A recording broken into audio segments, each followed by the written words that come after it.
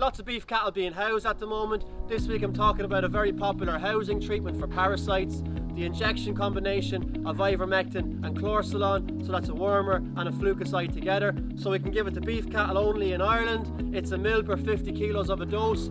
So a 500 kilo store going into the shed is going to be getting a 10 ml dose, and in a 250 ml pack size, that's going to be 25 doses.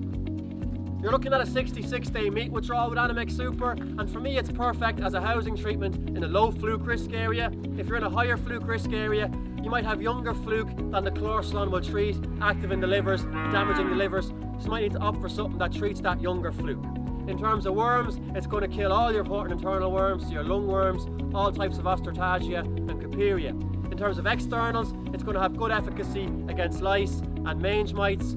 Depending on the winter we get, you might need a follow-up treatment with a synthetic pyrethroid, so look for ingredients that end in metrin. Animec Super is going to be a subcutaneous injection, so that's under the skin. So in practical terms, you're packing your animals good and tightly into your chute, you're walking along the chute, pulling up the skin behind the front shoulder, injecting into that pocket.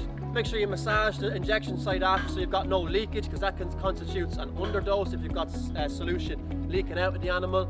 In terms of a gun, you want a good automatic injector gun. Make sure it's filling correctly, make sure your connection with your bottle is good. If you're given a 10 ml dose or more, split the dose across both sides of the animal.